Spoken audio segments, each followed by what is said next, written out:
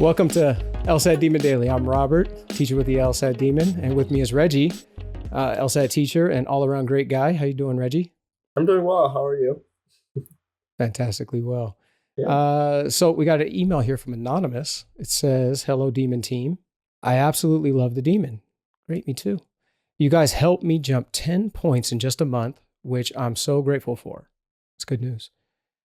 But I still need to go up 10 more points to reach my goal score. With applications coming up, I'm feeling the time crunch on this. I knew it was coming, Reggie. It was like Yeah. an LSAT question. I knew it was right around the corner. Predicted it. We read the passage. We knew what was coming. What do you think about this already? I'm feeling the time Already crunch. I'm like, let's hold our horses. Let's slow down. But yeah, I'm interested to see what else they're going to ask. But I think I know the answer already. Here we go. Anonymous continues. With applications coming up, I'm feeling the crunch on this, and I've been stuck in the low 160s and want to know if you have any advice on how to quickly make progress. I have no doubt I can get into the 170s with the Demon if I had a few more months under my belt. Then give it to yourself. But unfortunately, I don't. I know there are no shortcuts to the LSAT because it's ultimately a skills test. Very good. But is there anything at all I can do to see progress faster? I'm doing about an hour, 2 hours of quality study per day, studying with a buddy every now and then, taking time sections and PTs occasionally, and honestly doing the most I can while working full time. Okay. Any advice you have would be much appreciated. What are your thoughts with that, Reggie? Yeah. I kind of have a lot of thoughts, all like things that I felt before. I think a lot of people have these same thoughts. They have these same questions. In life, when we're trying to get better at something, we want to do it as quickly as possible. I think that's just kind of human nature. I don't know why, but we want to get better quick. But I think in almost all things, progress isn't linear. There's not a clear timeline of when you're going to be better at something. It's Right. already so amazing that Anonymous improved 10 points in a month. I wish I could have improved that quickly. That's great. I mean, that is already something to be extremely proud of. But there's no telling if that is going to be the same rate of improvement. You might slow down in your progress. You might plateau. And we don't know what's going to happen with you because everyone's different. And unfortunately, I wish there was a tip that I could give someone to make sure that they make progress more quickly. I think that there are tips that I can give for someone who is kind of in those low 160s to 170s or how to break through a plateau. But there's no one trick, one fix all for how to be done in another month, right? And when Anonymous says that they're under this time crunch for applying, the cycle happens every year, right? And, we live on average to be upper 70s, right? We have a lot of years in our life, and one more year is not going to kill us if we're waiting to apply to law school. That was one of my favorite things I mentioned before. It was one of my favorite things when Ben was talking to another listener. Said, I'm going to be, 39, or 49, whatever it was, when they go to, when they after 20 years and being law, they're like, okay, so you're going to be 50 or what's an extra year, right? So. Exactly. Yeah. Especially, it does not matter. I think people, when you're on the younger side, you're like in your 20s, you're like, oh, I've only lived 20 years. And so 1 year is like this huge chunk of my life. It's really not, I am 26 now. I'm 4 years out of school, but I still don't plan to apply to law school this cycle or next cycle. I'm pushing my application out at least 2 years. And I mean, I'm going to be 28 when I apply, possibly, maybe 29, and I'll be, in my 30s when I graduate. But I still have a lot of life ahead of me and a long time to be a lawyer if I choose to do that. But I think the thing that's really valuable to me is that I have the next year or 2 years to decide if this is still something I want to do. I'm still deciding, even though I have the LSAT score. And a lot of people are, they've got their GPA, they might have their LSAT or they're going to get their LSAT soon. And they're like, well, I've got to decide right now. I have to apply right now. But there's nothing stopping you from taking a year, taking 2 years, right? To decide, is this really what you want to do? Absolutely. Yeah. And especially if it's worth doing, right? If it's worth doing, it's worth doing it right. Exactly. And putting the plan together to accomplish the goal that you're looking for. Exactly. Plus, there are like so many facets of the law. I'm sure most people don't know every single one. And yes, you have time to learn about that in law school, but you could also do it right now. And you might not like any of them, So right. I also think that now is a time where you can explore other interests, even if you say you have a job that is in law and this is what you want to do. Because there are people out there like that. They know that law school is their next step. That is completely fine. But once you start law school and you get a career, it's going to be a lot harder to kind of explore other interests, whether it just be something that you want to do for fun. You want to learn another language, or you want to learn an instrument or something. You want to volunteer with an organization. Those things get a lot harder when you're set into a career. You might have a family, things like that. But when you don't have those commitments and you're not in college and you're not in law school, it's a lot easier to be a bit more flexible and maybe learn something about yourself that you wouldn't have otherwise. And, give back to your community, build a new skill. And those things are really valuable and things that you might not be able to do when you're in law school. Yeah. So, I'm hearing you talk about kind of aligning what you're doing with the goals and outcomes that you're looking for. And, we're certainly missing a lot of key data points here as far as, what's the GPA and, what schools are you targeting and what are your goals? What are you trying to accomplish in law? Like, where are you trying to go? Are you just trying to go to your, local regional school because you have an in at some law firm there and they just need you to pass and, get in, pass the bar, and then they've got a career mapped out with, maybe it's a family law group, who knows, right? I mean, there's so many different things that we're missing. I'll just say something that I often tell people is, we have to keep the outcome in mind of what we're trying to accomplish. Purpose designs our perspective. Perspective dictates our performance. How we look at things is going to dictate how we engage with things.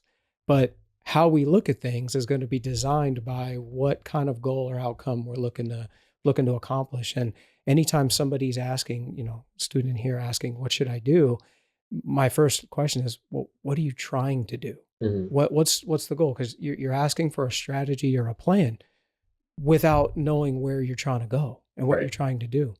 And so I think the most important thing somebody should really outline for themselves is what game am I playing? Mm-hmm. And I think when we understand what game we're playing, now you can start to, you get the outcome. I'm not hitting home runs in football. Like, that's not a thing. So why do I need to brush up on my batting skills? I play football, and so the idea is figure out what you're trying to accomplish, why you want to accomplish it. Now let's strategize a plan. And when somebody's saying, I see this here, I'm in a hurry. That's all I hear in this is I'm in a hurry. Right. I gotta hurry up and get there. Well, why? That's my first question. Why? Why are we in a hurry? It could be different. Who knows? But I'm just saying, why?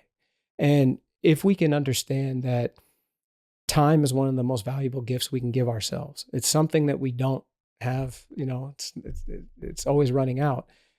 But if something is worth doing, it's worth doing right. And if it's worth doing right, you got to have an outcome or a goal in mind. And when we look at this and we know what is the LSAT testing, if you're wanting to be an attorney, and that's why you're taking the LSAT, you're going to law school because you want to be an attorney. Well, the LSAT is not just an entrance exam. It's also an opportunity. Anonymous recognizes it's a skill building. These skills, they're testing our skills for a reason, and it's giving us an opportunity to build these skills. The LSAT is testing 3 things at all times. There's a couple things here and there, but it's testing 3 things at all times: our critical reading ability, our reasoning ability, and how hard we're willing to work. And when I see somebody that's in a hurry, now how quickly can I do this? I got to ask, well, how are we doing on that? How hard we're willing to work front? You know, how well are we playing that game? And something that changed for me personally, I'm the resident old guy here, right? If anybody's in a hurry, I'm in a hurry. I don't have as much time as you do, Reggie, as being an attorney, right? Or getting to my goals, right? So, but the idea is I want to make sure I get there and position myself to be in the best possible, to position myself the Right. best possible way to be able to accomplish the goal. And, when you understand what the LSAT's testing, you can use it to your advantage. And these skills are going to be something that are going to be helpful. But had I not pushed out my application cycles a year, I wouldn't have been able to relieve that pressure. I was in the same situation as this person, and in a lot of other people I hear. That pressure that we feel, the pressure that we feel to perform, and we're putting these timelines and these deadlines on ourselves. That builds more anxiety. Life's hard enough. Why we don't need to make it harder on ourselves, right? Yeah. So I think one of the biggest gifts people in such a rush can do is give themselves the gift of time. Yep. Give themselves time to relieve that anxiety, relieve that pressure, focus on what you need to do to position yourself in the best possible way. And I would have been starting my 2L year instead of just putting my applications together. I promise you, had I not stuck with it, had I not gotten, the LSAT score that I did, had I not given myself time to develop the skills I needed, I would not have been the applicant that I am today. Exactly. I probably wouldn't be looking at nothing but T14 schools like I am now. I certainly wouldn't be looking at T14 schools for scholarships. And I would be taking out loans that I don't have as much time as you do, Reggie, to pay for. Right. So, pressure, that's pressure. But again, what game am I playing? Well, that aligns with take an extra year to buy myself even more time, buy myself less money I've got to pay back, and to be able to position myself as a better applicant to get into a higher level school. But again, I don't know what this particular person's doing, but I'm always an advocate of relieving pressure and giving time to ourselves, being kind to ourselves. It's very important. Yeah. I have two things. Are you a coach? I don't remember from your video. Do you coach sports at all? Okay. What sport? Yeah. Basketball. Okay. So let's say you're coaching a like a elementary school student, and they're 8, 9 years old. They can't probably make a three-pointer right at this moment, right? But they want to. Or they want to, they don't have any control over this, but like they want to be 6 foot tall or something. Let's do the 3-pointer. And they're like, Coach, when am I going to be able to score a 3-pointer? You can't tell them that. You don't know. It depends on how much work they put in, right? And the quality of the work that they put in. It doesn't matter if they put in 100 hours of, crap work. That's not really going to get you anywhere. But if you put in those 100 hours of quality work, you're going to see improvement. I don't know of anything really, like I said before, that you can just say, oh, this is going to take me this amount of time to get this specific goal. At least not on something like an exam or a skill like the LSAT. Also, based on what this listener seems like their goal score is, they said that they're in the low 160s and they want to be, get 10 more points, right? They want a low 170 score at the least. And that's a really competitive score, especially for top 14 schools. So to me, it seems like they're going to be applying maybe to some T14s, maybe some like the top schools in some states, right? And you're going to be competing against a lot of people who have those similar scores. And if you're coming right out of college or you don't have much life experience, what's going to differentiate you from those people, right? And this person did say that they have a full-time job. So they're probably out of school. But, what if you take that extra year to really do something that's going to make you stand out? What if you start a nonprofit in your community, or you, I don't know, write a book or something. Do something that you've always wanted to do that no one else would do. That's going to make you a completely unique applicant. Well, I completely agree. I would say the answer to the question is, can you tell me when? And my answer would be, you'll do it when you earn it. Yeah. Right. Yeah. But that answer is different for everybody. What does earn it mean? Well, I don't know where you're starting. Right. Scale of 1 to 10, I may be starting at a 2, you may be starting at a 4. You may have a head start, but I may work harder. Yep. But you may work smarter. Who knows? But I also think, this is a skill-based test.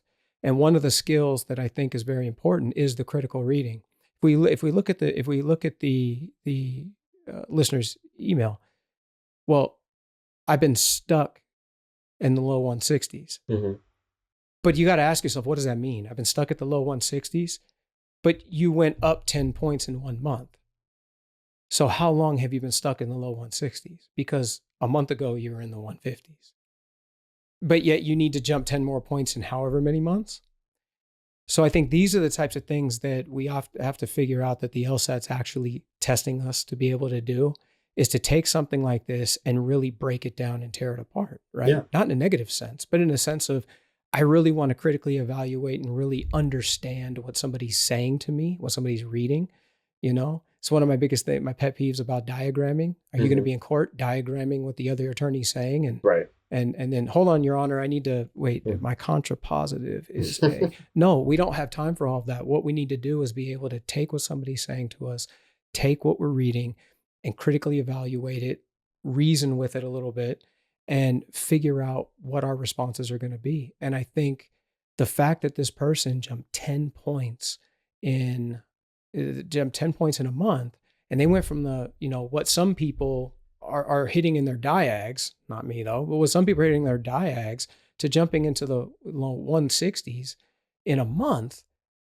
I don't know if we can say we're stuck in the 160s yet. I just wonder if maybe we haven't earned our way into the 170s yet. And you got to give yourself some time to identify those skills. Because I promise you, and this is for everybody out there, when you're in the 160s, there's things that you don't even know you're not good at yet until you're not even going to realize you're not good at them yet, because there's things about the LSAT and things about the level of skill that you're going to go to that it's going to open up a whole new world of problems that you don't even know exist yet, because you're not there.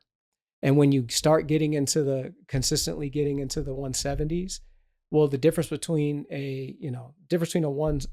how to get from the low 160s to the 170s, well, there's a whole nother set of problems when you're hovering around the low 170s and you're trying to just crack that next level, right? And it's those 2 level 5 questions in the end of LR that get you, or what would the author agree with in this, whatever, the one I hate in reading comp is when they pick a title, the best, I hated that one until I figured out how to do it. Yeah. Right.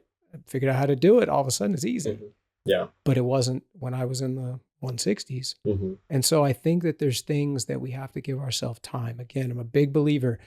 Be kind to your future self. Do the things that are going to help you now. Do the hard things now to make life easier for you in the future.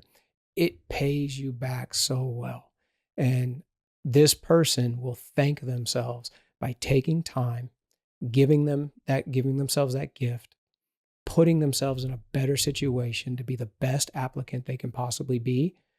I promise you, they will thank themselves a year from now, 2 years from now, 5 years from now, 10 years from now. They will thank themselves for giving themselves that gift of time and patience. Yeah, totally. Email daily@lsatdemon.com if you'd like to ask us a question or share some LSAT or law school news. Thanks for listening.